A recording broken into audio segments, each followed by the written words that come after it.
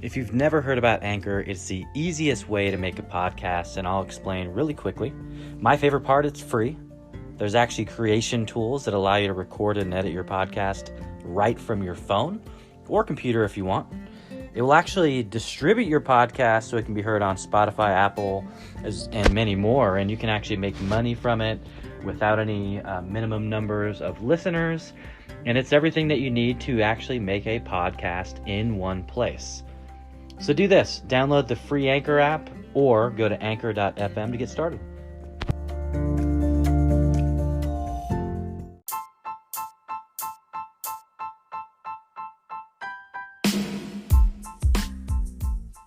Hey everybody, I hope you enjoy this episode with Travis Chappell. He's got so many great insights and stories from his childhood and the sports that he liked to play, as well as his experience doing cold calling as a door-to-door salesman. So I think you're really going to enjoy this. He's a really, really great guy that's built an amazing podcast consulting business and now is looking into the software space as well. So I hope you enjoy it. Let me know what you think, and I will chat with you after the episode. Hello, everyone, and welcome to the Blaze Your Own Trail podcast. I'm your host, Jordan Mendoza, and I've got a very special guest with me today. His name is Travis Chappell, and if I slaughtered that, Travis, just let me know, but I'm going to give him just a second to tell you all who he is and what he does. Yeah, thanks for having me, Jordan. And yeah, you got the name correct. So one of the few, actually. Everybody guesses Chappell because of Dave Chappelle, but yeah, it's Chappell. So yeah, just a little bit about me. I guess I grew up kind of with the entrepreneurial itch. You know, as the kid that brought stuff to school to sell to the other kids, and started my first quote unquote company when I was in high school. Still, as just doing landscaping and putting in lawns for like real estate flippers and then also mowing lawns on a weekly basis and stuff.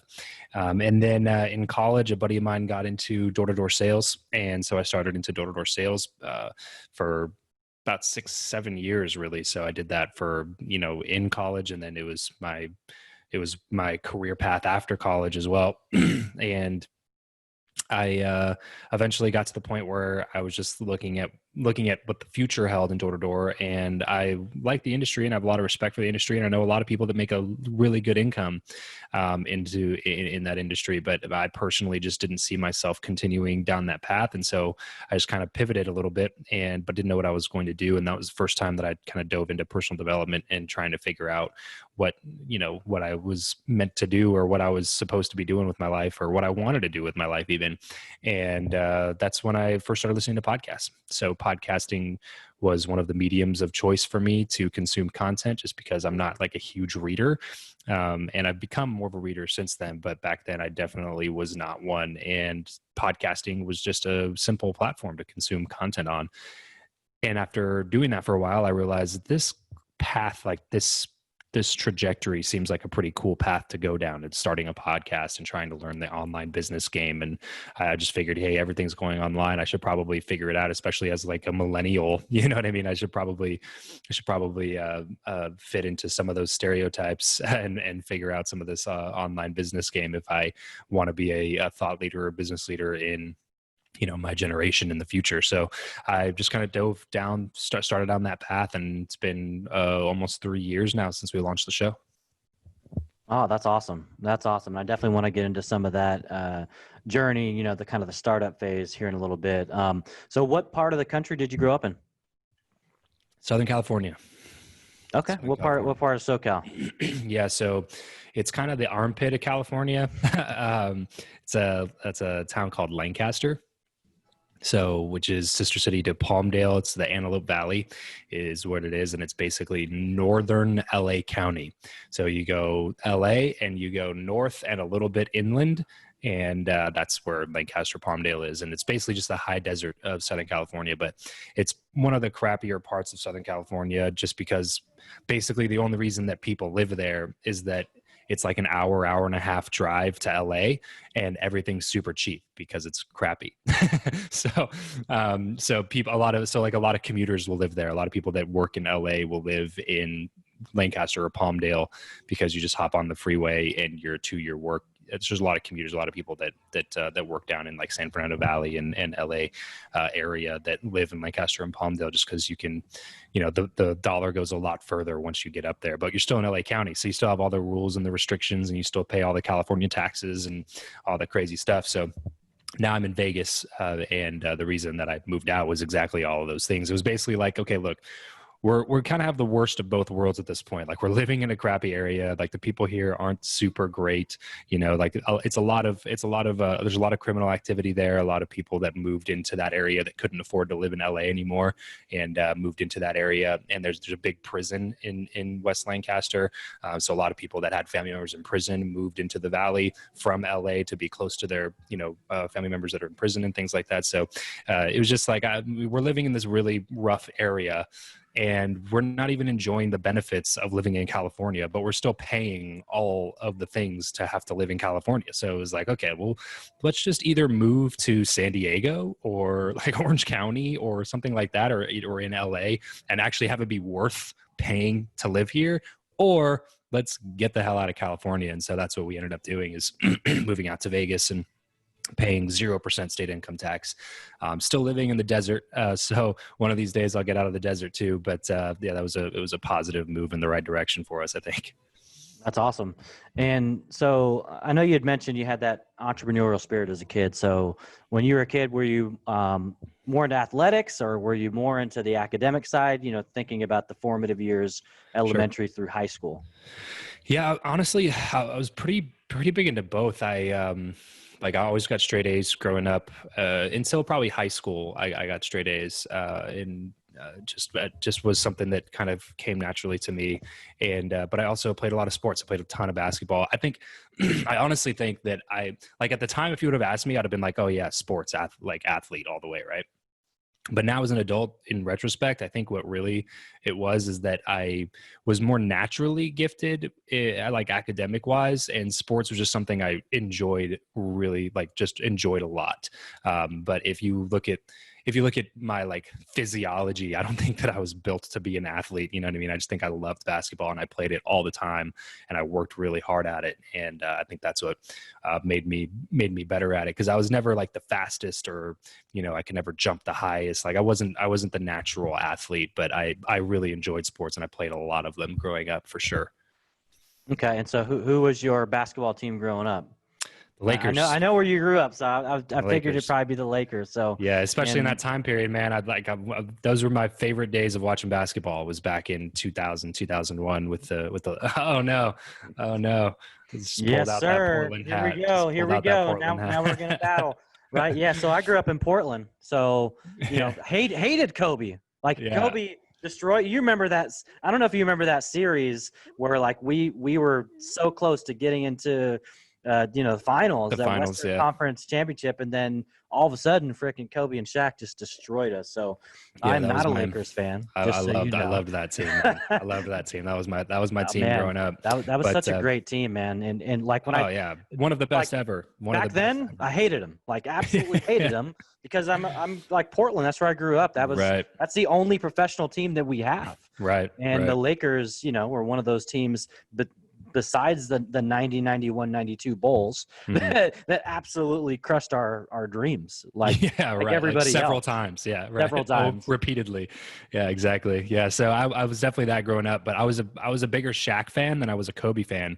And so when Shaq left and they had that big beef between them, I was like, screw the Lakers. I'm done with the Lakers. So, and then I kind of stopped watching as much, and I really have been more of a player fan my whole life. So, cause like I said, I was a Laker fan, but when Shaq left, I was like, screw the Lakers. So I kind of followed Shaq around, and then I just started watching LeBron a lot. And so like that eventually took me back to the Lakers. So now I'm still root for the Lakers these days. So there you go. Yeah. And it's crazy how COVID has kind of impacted sports, right? I remember getting on my phone and getting on Bleacher Report and it saying no games, Yeah. Oh my gosh. what do I do with my life now? Like, Yeah. what do you mean there's no nothing?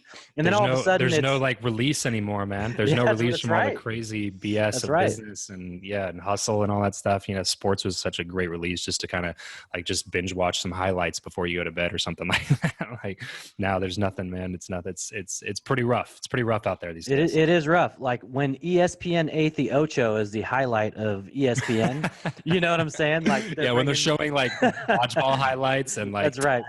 like literally there was professional tag on ESPN the other day and I was like, this is kind of dope, but also really, So we're just gonna have to I think one of the most interesting ones I saw was like these slap fights, where there's like, totally. dudes like slapping and just knocking Yeah. these guys out. Like it was a little entertaining for sure.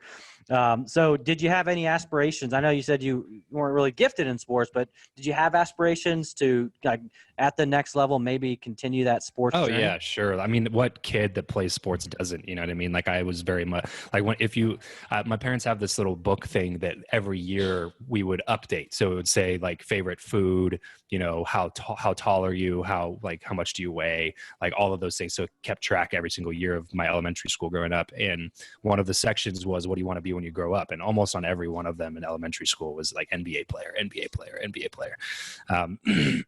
Not realizing that I was a chubby white kid from nowhere. But I always wanted to be professional basketball player when I was a little kid. That's for sure. Yeah, and I'd love to get your take on how team sports kind of shaped being able to manage teams down the road or working with people individually. Can you share with the audience kind of some of those like things that you learned playing sports that have really translated to the rest of your life?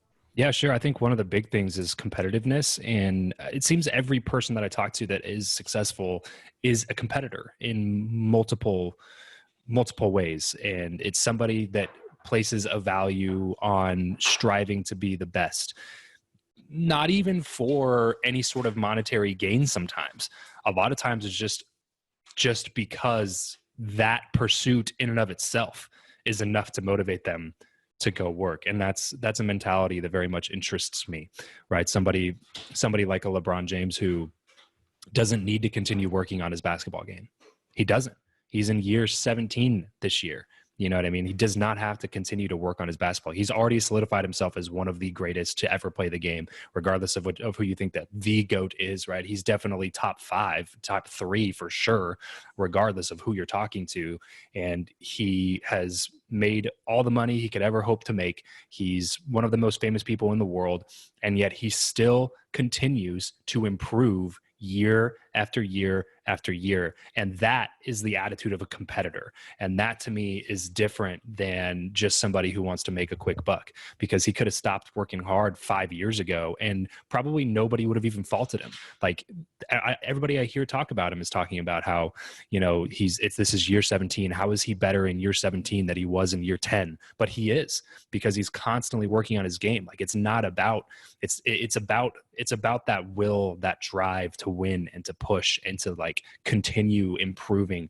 That to me is a big piece of the sports world that I think translates directly into a lot of other different paths. And I think that if you allow this cancel culture of participation trophies to prevent you from having that type of attitude when you're growing up, when you're a kid, I think that was really going to be detrimental to people when they grow up and get into the real world and realize that participation trophies don't exist, that it's like you get paid for what you earn. You get you get dividends on the things that you work for. It's not just like hey, you showed up, good job, here's a trophy or here's a ribbon. So I think that there's a lot of things that team sports helped me with, in number one being competitiveness, but also working with other people, winning and losing as a team, taking responsibility for other people's mistakes. Like if it's their mistake, it's also my mistake because I'm the teammate and I happen to be one of the team captains. So it was even more so that way for me to be leading a team of people together and having to lead from the front and not leading and not just shouting orders from the back. Like, hey guys, let's push ourselves. And then being the one at the front of the sprint pack, you know what I mean? Like always trying to help continue to push everybody like that. All that whole mentality, man, I think is just nothing but good for you when you get out into the real world. I think, I love individual sports too. I like to play golf and I like to watch tennis. I'm not a big tennis player, but I like to watch tennis. And I think there's a lot of lessons that you can take away in those solo sports as well.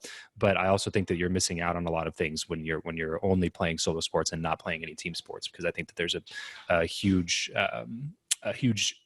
advantage and lessons to be learned by learning to get along with other people who maybe you disagree with sometimes, and like working as a unit and as a team. There's so many different things to take away from that. I love it, man. And I'm glad you brought up the participation trophy thing, because I mean, it's a disservice. It's a mass, my wife and I have four kids, our oldest is a freshman, just finished his freshman year, and he played high school football his freshman year. And I remember they didn't win a single game. And I remember after every game they lost, I said, you guys should have, you didn't play as a team. And when he played safety, and like the linebackers and the corners kept missing everything. So my son's literally running sideline to sideline, he would average 6.5 tackles. I was like, listen, because you're doing that, it's great that your stats are up, but like these other kids aren't playing as a team. They're letting people run through them. And so you're having to work extra hard. And he would always get bent out of shape when he would get beat on a play, and he would carry that with him 3 plays later. And I remember just telling him, like, listen, you've got to have amnesia. You've got to forget about that, because if you bring that to the next play, that's not only affecting you, that's affecting the rest of your team. Oh yeah, so true, man. There's so many like attitude lessons that I had to learn for sure, and that I was very slow to learn, because I got down on myself really easily if I missed a free throw in a tight end of the game situation, or like passed the ball and didn't think about where I was passing and someone just stole it. Like there was things like that would happen. It was just like, what did you just do? And you get so down on yourself, frustrated with yourself, but then you start realizing that is zero productivity to that. And if you allow your mind to take over at that point, then you're done for the rest of the game. You know what I mean? And sometimes done for the rest of the series if you're playing multiple games or like a tournament or something like that. So yeah, man, there's so many, there's countless lessons I think to take away from that. You get those feelings, those similar feelings. I think for me anyway, I get a lot of those similar feelings when I'm in business situations. And I think that if you've learned how to deal with them prior, you can handle those situations a lot better and with more confidence, because it's a familiar feeling. It's a familiar, like you have familiarity with like the fact that I just messed up and people are looking at me and everybody's like, the pressure is on, you know what I mean? Like I've felt this before. So, and I've learned to manage that better. So how do I now at this point in my life, keep moving forward and take those lessons and implement them as an adult with this other situation? So I think, countless lessons there. Awesome. And so let's talk about after high school. So you went to school. Where'd you go to school? For college? Yep.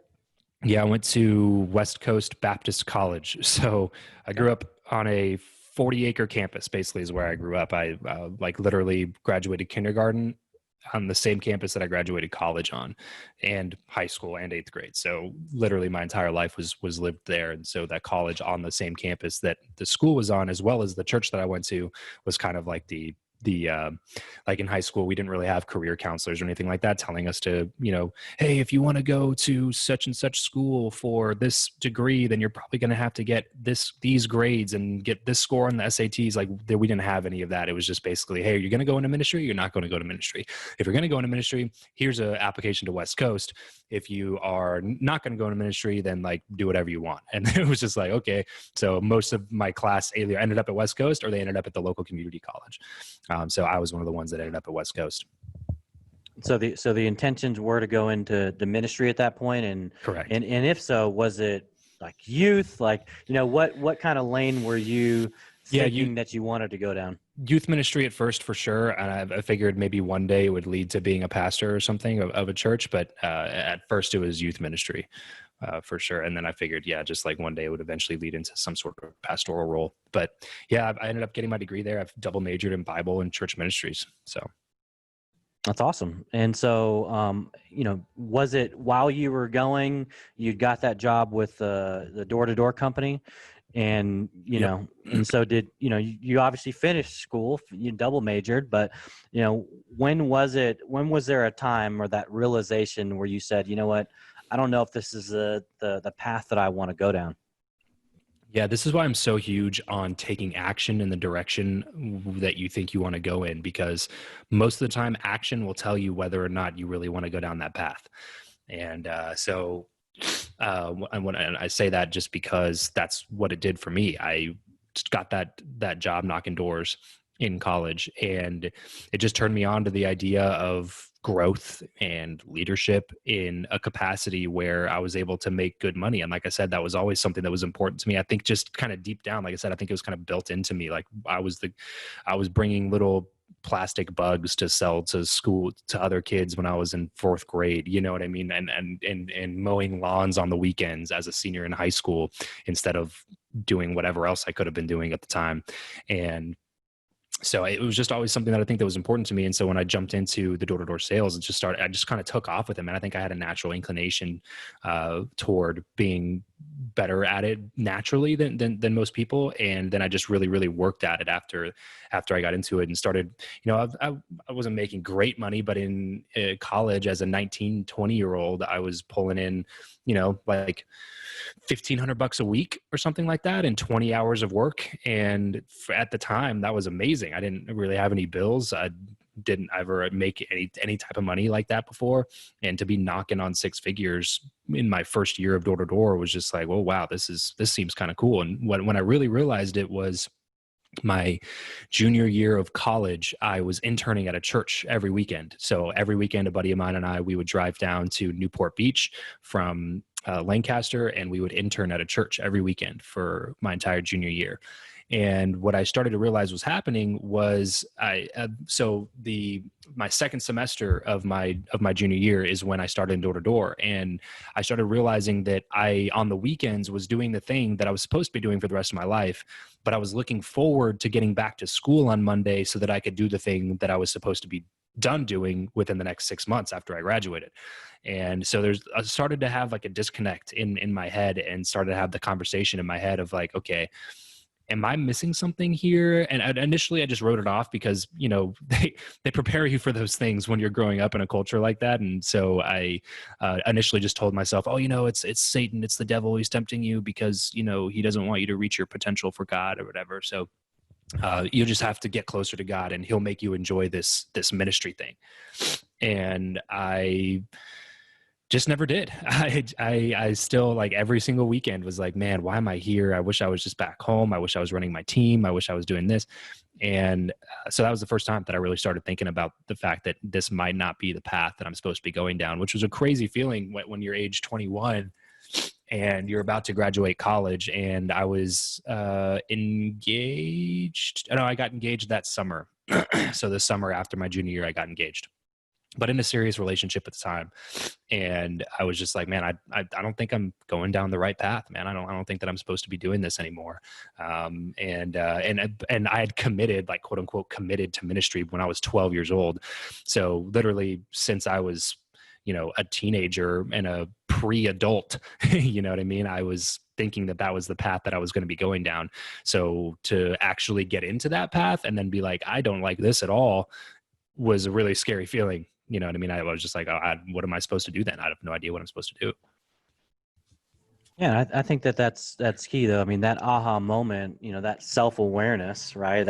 It's huge when you get that, like, you know what? I don't know if this is what I'm supposed to be doing. So I really want to have you share with the audience, like, who was your support system back then? Because, I know people that have grown up in ministry and did go down that path, and I've known people like you that have kind of gone the other way. And I know how sometimes, a lot of these things can be kind of pushed on you. So I'd love to find out, like, how were your parents in this situation, or other family or friends? Were they supportive of you going in a different direction, or how long did it take for them to maybe, get there? So at first it was really just me. Oh, it was a pretty lonely time in my life just because I remember not feeling like I could talk to anybody about it. The couple of people that I mentioned it to immediately shut it down and were like, no, you're supposed to be in the ministry. You're supposed to be in the ministry, go into ministry. And so I just kind of internalized it and bottled it up a little bit. And then I eventually got up the courage to tell my parents. And I honestly, I don't remember 100% exactly what they're like. I don't remember the time when I told them. I don't remember like the exact moment where I told them, but I remember that they were supportive. I think maybe a little disappointed just because that was what I was telling everybody I was going to do for the past, 10 years. Everybody always asks you when by the time when you're like 14, 15, 16, 17, basically the only question that any adult asks you is, what are you going to be doing when you graduate? You know what I mean? So that was always my answer. That was always what I was going to be doing. And I think that they were, hopeful that was the path that I was going to go down. But when I told them that I was thinking about not doing that, I think there was a little bit of a disappointment there, but mostly support. I don't have anything bad to say about my parents about the way they handled that situation. They, I think, mostly were just like, hey, if that's really what you feel like you should be doing, then, that's the decision that you have to make. And we can't make that decision for you. It has to be, whatever you decide. And, but really the biggest resistance came from the friends that I had in college and from the authority figures that were on the campus. And so something that's difficult for me to explain to people sometimes is how much of a hold those authority figures had on me and on everybody that went there, especially the ones that grew up there.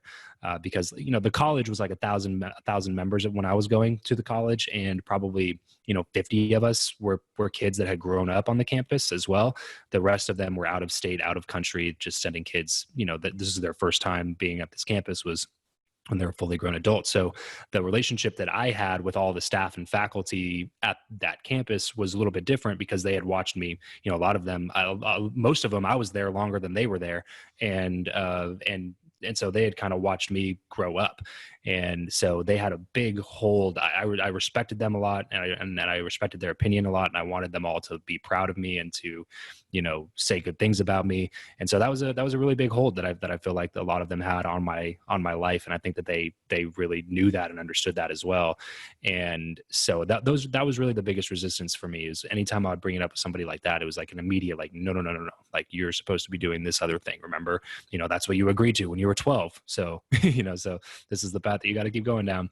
And so I initially was just like, well, this kind of sucks. I've been wrestling with this decision for so long, and these people it just didn't seem like anybody cared what I was feeling. It was the thing. Like, I never got any validation for the things that I was feeling. I never got any, it's okay to feel that way. I never got any of that. It was just kind of like, well, maybe you should just stop thinking about money and go into ministry. And was just kind of like a slap in the face to me at the time, because I was wrestling with the decision so much.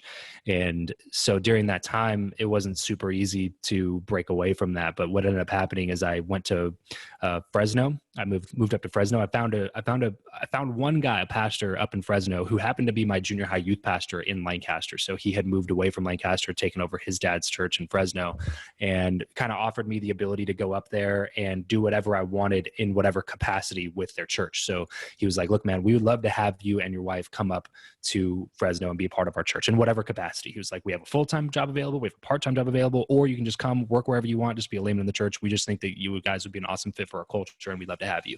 It was the first time anybody in a position of that kind of authority ever gave me the option to do anything like that, ever gave me the option to choose what I actually wanted to do. And so that's what we did. We moved up to Fresno. And I just started telling everybody when they would ask me where I was going, because their biggest thing at that college is like, well, are you placed in ministry yet? Are you placed in ministry? Because they want to be able to have big numbers of the people that they placed in ministry.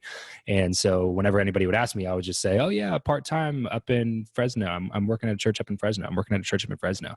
And as soon as I got to Fresno, it took me like 5 weeks to realize that I don't want to be in ministry at all. I don't want to do anything part-time. I don't want to do anything full-time. I just want to go for this business stuff. And, but yeah, once I was able to break break away from the campus that I'd grown up on and like from the hold of the different authority figures that I had there.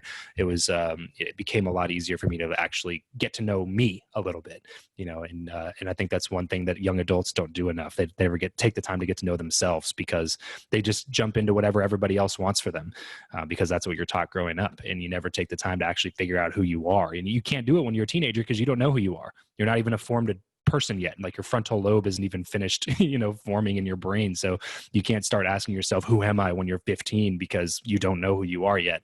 But I think that, every young adult should be asking themselves that question, and should be evaluating if they're doing what they do because they want to be doing it, or if they're doing what they're doing because their parents said it was what they're supposed to do, or society and culture says that this is the path that you have to go down in order to be successful.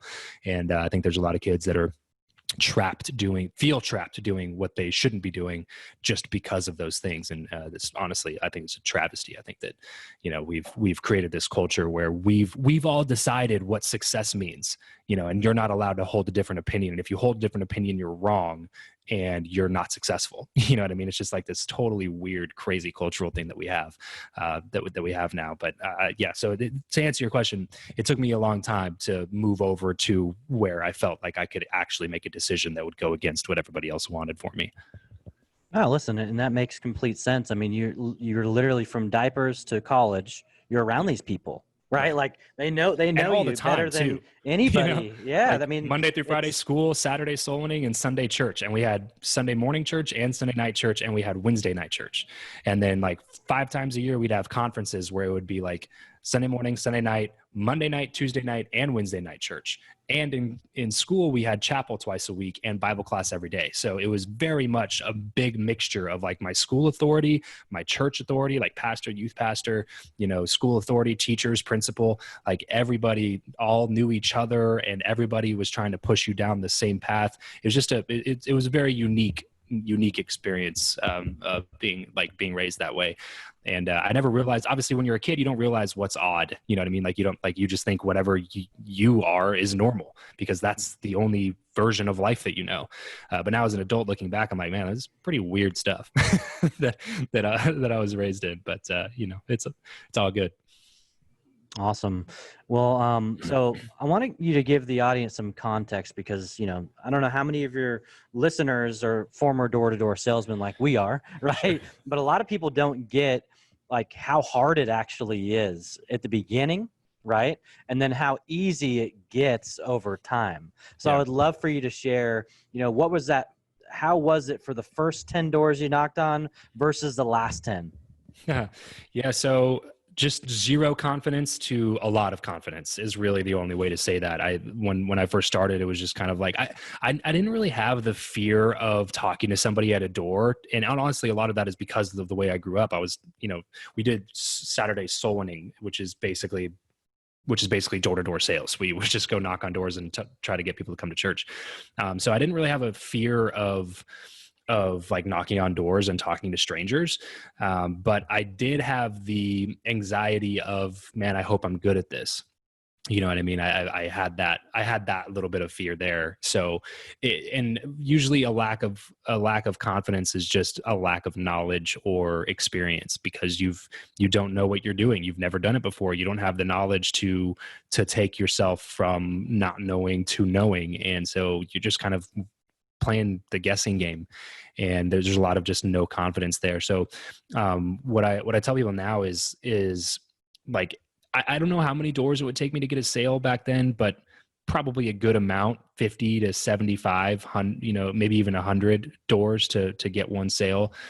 But towards the end of my door-to-door career, it was just driving through a neighborhood, picking a house that I thought was probably most likely to set up an appointment or buy my product or service, and then doing that for 2 or 3 hours and setting up a few appointments and then closing a deal. You know what I mean? Like it was 5 to 10 doors before I would get a sale towards the end. And it was just simply because of that. It was the fact that I had knocked on enough doors to understand like what neighborhoods to go choose, what houses to knock, and then how to obviously pitch and close. So like you could just get so much better at each thing along the way. And by the time that I was done, I felt like I felt pretty confident that, when I remember when I first started doing alarms, because alarms is really where I felt like I cut my teeth in door to door. When I was doing solar, we didn't do the sale part. We did only the appointment setting part. And so when I started in alarms, I felt like that was really where I cut my teeth. And even in solar, I knew that the alarm guys were like the closers of the door to door crews. Like alarm guys and pest control, I knew were just like the hardcore guys that were just knock and slam in deals.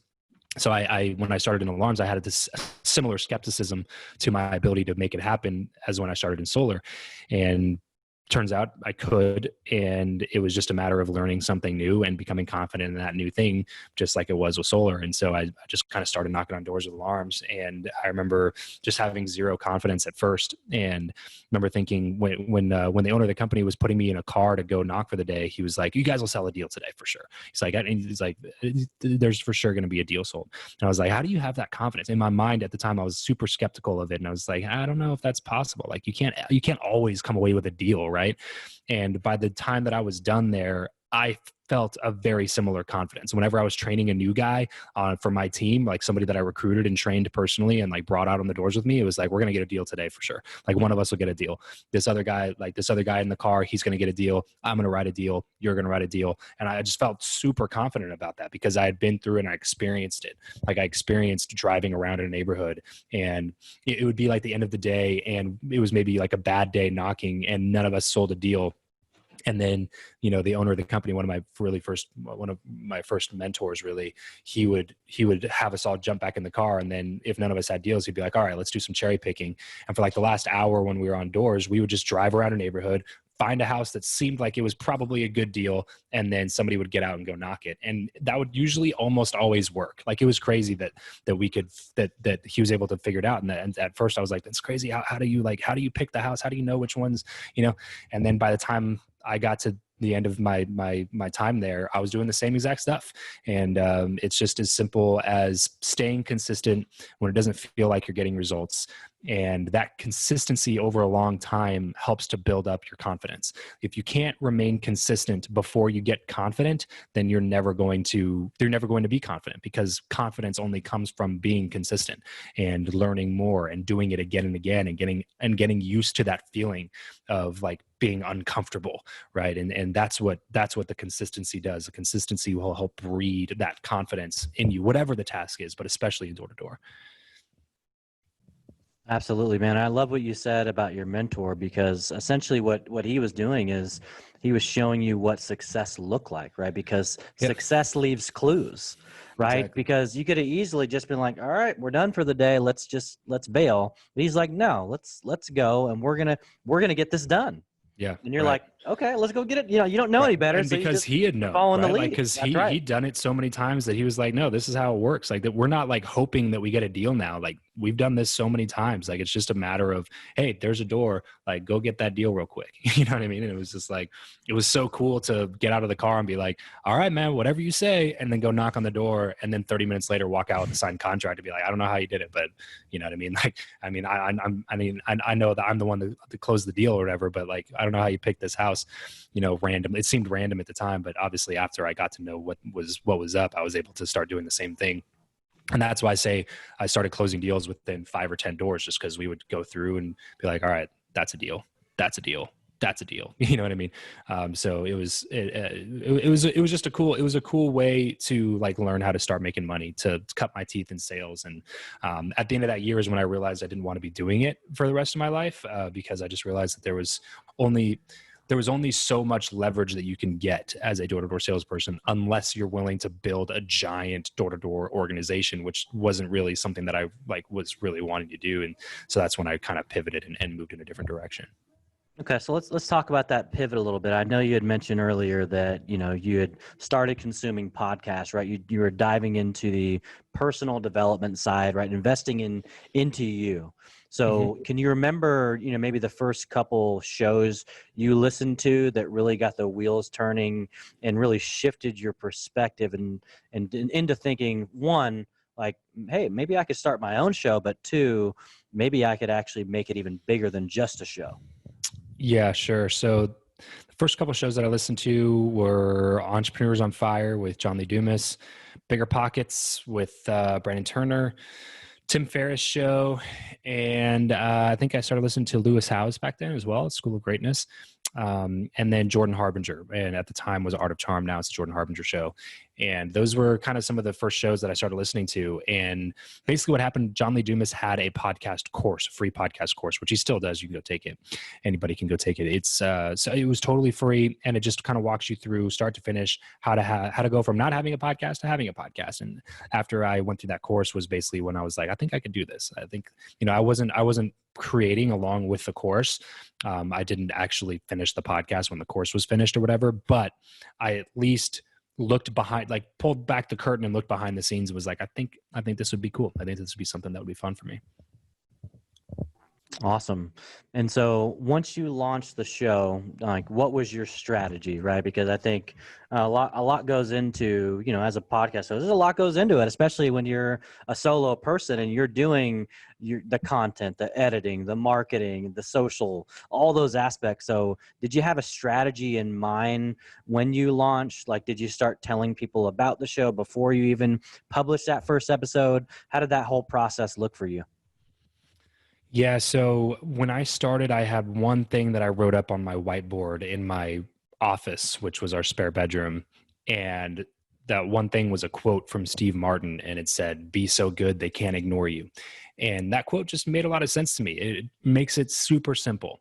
All you have to do is get really good. And if you get really good, then people can't ignore you for much longer. And so that was kind of my goal from the beginning. But at first I was like, I'm not good at this. This is a brand new field. I don't know how to podcast. I don't know how to talk into a microphone. I don't know how to interview people. I don't know how to share stuff. I don't know how to get people to listen. I didn't know anything about it. So I was like, I either am going to take 10 years to figure it out myself, or one way that I know that I can create quality content right off the bat is by going and finding the best quality guests that I can find and interviewing those guests. And if I can bring on good enough quality guests, that will bring enough clout and credibility and authority into my show. And so that's kind of the path that I started to head down, was just like, how do I continue to get better and better guests? That was the strategy for me. It wasn't as much worried about how many people are going to listen at first, how many people are going to do this or that. It was just like, how can I make my show as quality as possible? How can I make my content as helpful as possible? And I think that was a really big advantage for me. Honestly, man, I think too many people start their show thinking about themselves. How do I get listeners? How do I do this? It's all about it's all about me. It's all about what I can get from it. Whereas if you start your show thinking about how can I give maximum value to anybody that's willing to listen to my show, 70% of podcasts are discovered through somebody else telling somebody else about it. So if you don't have a sticky enough show where the content is actually really good, then it doesn't matter. None of the other stuff matters. You could turn on marketing dollars tomorrow, and it would just be like turning on a hose and pouring water into a bucket that has a bunch of holes in the bottom. As soon as you turn off the faucet, all the water is going to drip out. And that's the same thing that's going to happen with your show if you don't focus on content and quality stuff first, rather than focusing on marketing. Everybody wants to focus on marketing. Well, we'll just push the show out. And it's just like, well, first of all, you've never done this before, so you kind of suck. You know what I mean? Like, you don't sound like you know what you're talking about when you get onto a microphone. You sound stale. Your vocal inflection is weird. Everything about what your show is right now is not quality. And that's okay. That's okay. Not only is it okay, it's actually totally expected because you've never done this before. So let's start working on you. Let's start working on putting out really quality content, which is another reason that I started to do it. When I started my show, I was doing 3 interviews a week because I wanted to speed up my learning process. And I knew doing 1 interview a week was way different than doing 3 interviews a week. So I started doing 3 interviews a week, and all of a sudden my communication ability started to get a little bit better. My interviewing ability started to get significantly better. When I started, I sucked, man. I was bad at interviewing, and I really started to focus on how I can make that part of my show better. And then it was about getting better quality guests. And when you start combining all of those things, when I'm a better communicator and I'm a better interviewer and I start bringing on high quality guests, the content starts to really get good, and the people that were listening to it started sharing it with other people. And I think that if you don't have a show that's shareable, you don't have a show that's marketable, because even if you market the show, nobody shares it. Like, you better have deep pockets, I guess is what I'm saying. If you're just going to pay to market the show only, you better have deep pockets, because that's going to be a long, trip to getting enough people to pay attention to what you're doing. So I'm just a huge believer in focusing on content and what people can get from you, not what you can get from people. Focusing on how I can help people in this specific area, this field. What's the maximum amount of value that I could bring to these people? That's where I think your focus should be when you're first getting started, and on improving yourself as well. Yeah, no, I love that, man, because that's a reason why I created the show, was for value, right? Like how can I add value to the masses? And it's getting people on and sharing their journey, right? Because listen, whether you want to go into door-to-door sales, people are going to get nuggets today. Whether you want to start a podcast, people are going to get nuggets today, right? They're going to learn about like how sports have helped, right? So I think when you do it from that perspective, and people get to be a fly on the wall in these conversations with people that started from here and have gotten to here, like to me, that's good content, right? That's what it's all about. It's those experiences and learning from people's mistakes and lessons so that you don't repeat them. Yep. So true. Yeah. And you're doing a killer job, bro. Appreciate it, man. And so what did the year one, let's talk about year one, right? You launched your show. You're doing 3 a week. You're getting better, right? Things are starting to move. Looking back from like day one to year one, how much of that do you think kind of shifted and changed your life and really elevated you to get to where you are now? Yeah, year one was crickets for me, man. Crickets. Like I was putting so much work into my show. I was getting really high quality guests on, and it was crickets. And a lot of people get discouraged at that point. And even yesterday, I posted something in a couple of podcasting Facebook groups that I'm in, and there was an overwhelming response of negativity talking about like, well, getting good guests on your show doesn't necessarily mean that you're going to get downloads. And I got this person on and it never did anything and they didn't share it. And it's all these kind of excuses of why they're not where they want to be yet. And instead of just remaining consistent and staying on the course. And it was difficult, to be honest with you. Like around month 10, I was like, I'm kind of burning out on this. I thought I was going to enjoy the hell out of this. And I'm putting out 3 episodes a week, and just, there doesn't seem to be much coming from it at this point. And that sucks. But probably around month 14 or 15, things started to pick up a lot more, and just kind of kept going along that same trajectory after that. So year one for me was just a big test. There was a big testing year for me to see, I guess, how committed I was to it. But at the very beginning, that's why whenever I coach somebody, because I'm a podcast coach and consultant now, and whenever I coach people, I tell them that you have to commit at some point. You have to write down a commitment to yourself of how long you're willing to do this without ever having a listener or ever making a dime. What's that length of time that you're willing to do this show? And that's why I always recommend podcasting about something that matters to you, because if it doesn't matter to you, when those crickets are coming in at month 7, it's probably not going to be enough to keep you around. So I tried to make it around something that I was interested in learning about, but at the very least, I committed to 2 years when I started. So I committed to 24 months of releasing consistent content at 3 a week for 2 full years. So I stopped looking at my numbers. They were discouraging to me. I stopped looking at them, and I only focused on having conversations with people, because I was like, my numbers are irrelevant at this point because I already committed to 2 years. You know what I mean? So 24 months of 3 a week. And then after that, I was going to reevaluate. So it was like, okay, if I keep doing this, and then I look at my numbers at month 24 and I still haven't made much money, and I still haven't gotten a ton of downloads, and I still haven't gotten to where I want to be, then maybe at that point, okay, let's take a look at this and maybe make a pivot. But luckily I didn't have to get to that point, because it started really taking off for me around month 15, month 16. And then in, September or October of 2018 is when I went full-time as a podcaster. So like a year and 2 months, like month 15 or so is when I went full time as a podcaster. So from month, 11 to month 14, it really started to have an upward, trajectory. I love it, my friend. Yeah. And, when I launched mine January 1st, it was one of those things. And it's kind of funny because I actually started a podcast in May, and I think I released 2 episodes and nobody's heard them, Yeah, and, right. And I remember like thinking about back then, like, why didn't I keep going with my show? Well, like the name of the show I wasn't committed to, and it was just me talking. And I was like, I wasn't bought in. But I set a goal in November. I said, I want to launch a show on January 1st. I know I wanted to add value. I know the type of people that I want to have on. And so when I got very clear on why I wanted to do it, like you said, you got to commit to this, then it actually, things started to happen. Like I booked my first couple guests, and then I committed to a schedule. And then, I've been prospecting to try to get people. And then now, like 5 months in, I have people that ask me to come on, so it's funny how kind of the tables start to turn once you start with that action, because action is going to create momentum, and momentum creates that consistency, and the consistency is how you get the results, right? Exactly.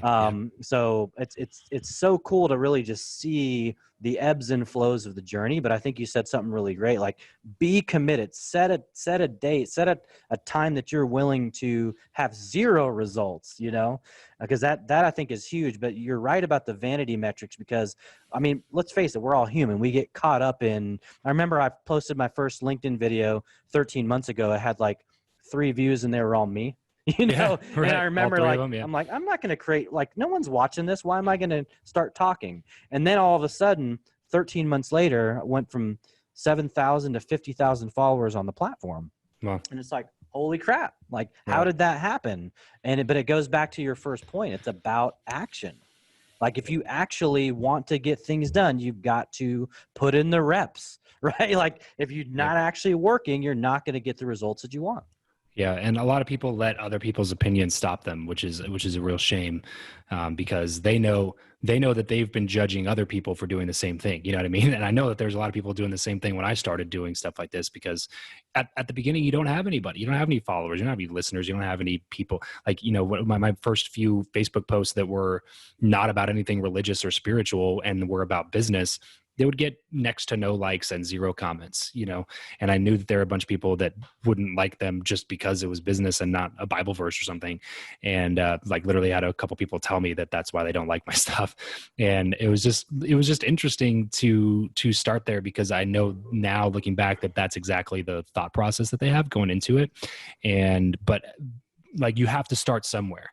Because people make fun of you every step along the way and be like, you only have X amount of likes or X amount of followers. Like, you call yourself this, and like, who are you to give advice? And it's just like, look, everybody started somewhere, man. Everybody started somewhere. All the big people, the Gary Vaynerchuk's, like, he started with 78 views on a wine library YouTube video. You know what I mean? And that's that consistent action when nobody was paying attention is what enabled him to be Gary Vee today. And same with every single other content creator on the planet, except for maybe a few people that got really lucky right up front because of a connection they had or something like that. But barring those, all the other ones are the same exact way. They all started somewhere.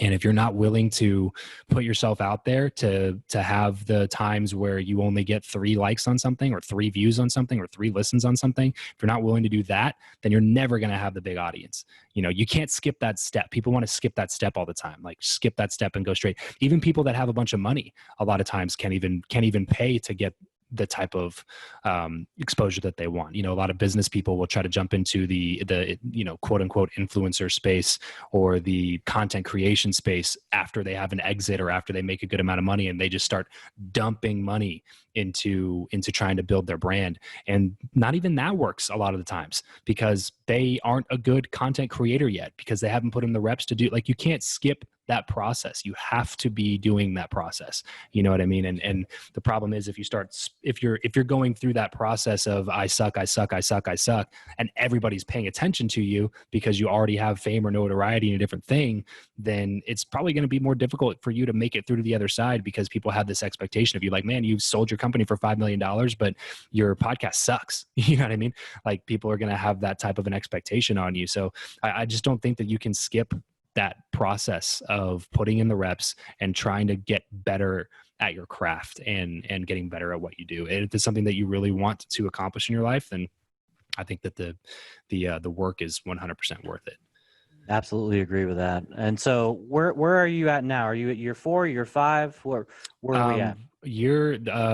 This will be 3 years in August. Okay, 3 years in August. So Yeah. early It's been a pretty congrats. It's short amount of almost time. there. Yeah, 3 years. I mean, you think about it, that flies by like that, Yeah, it definitely Thinking has. 2017, like that was just around like yesterday, right? Right. But I'm sure it's felt longer, right? Yeah, it's Especially funny. that It's first both, 14, man. 15 months, Yeah, it's both. It feels like it's been a long time, but it also well, yeah, it feels like it's been a long time, but it's not a long time. That's right. I guess like 3 years is really not that long, but it's a long time for me. You know what I mean? Sure. Like prior to this, I had never done anything for that long. I did door-to-door sales for a long time, but I hopped around to different industries and different companies, different opportunities. I was never like doing one thing for as long as I've been doing this. So that's why it feels like it's been a long time. But yeah, it really hasn't. So August will be 3 years, and like we should be coming up on like 450 episodes by that point.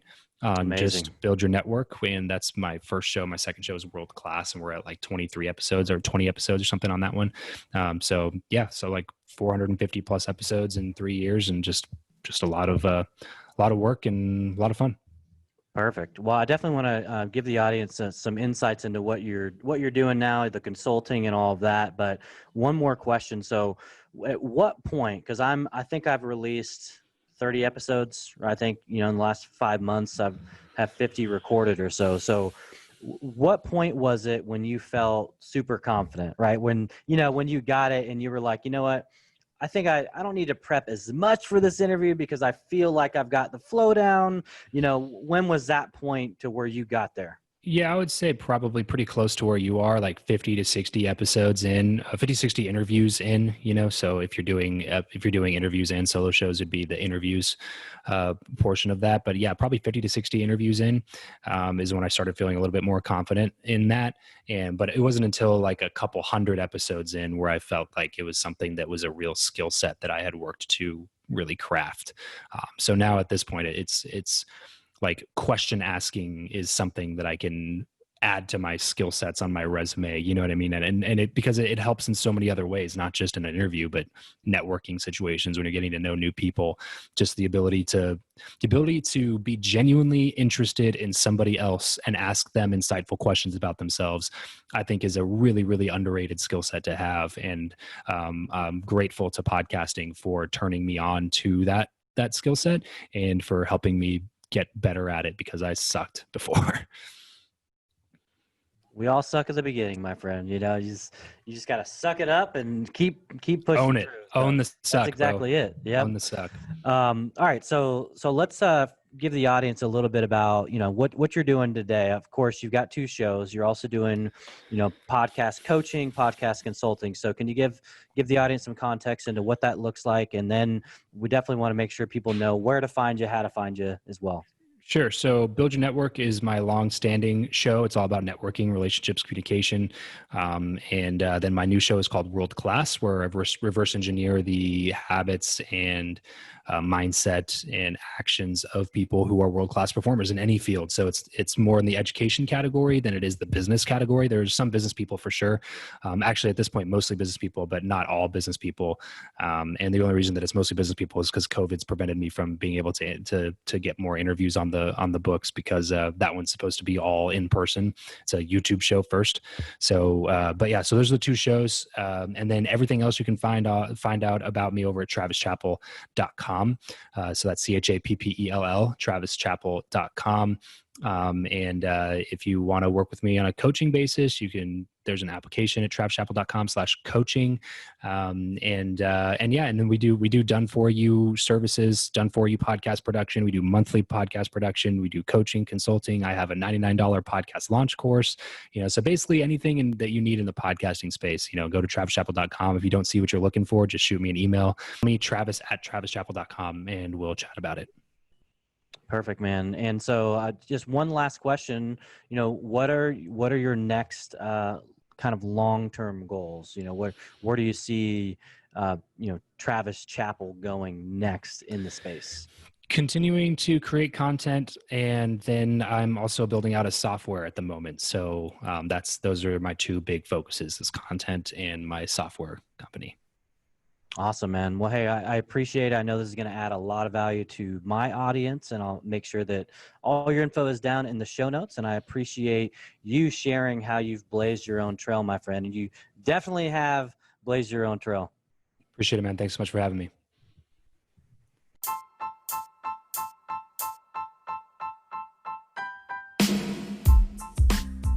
Hey, everybody. I hope you enjoyed that episode with Travis Chappell. Make sure you connect with him. All of his info will be in the show notes. I'll also put some info in there of ways you can connect with us outside of the show. We've got an amazing Facebook community. You can find us on Instagram as well as YouTube. If you haven't already, folks, make sure you subscribe to the show. We would really, really appreciate it. It'll help us rank higher, which will enable us to reach and impact more people around the world. Thank you so much for listening to the Blaze Your Own Trail podcast, and I will talk to you at the next episode.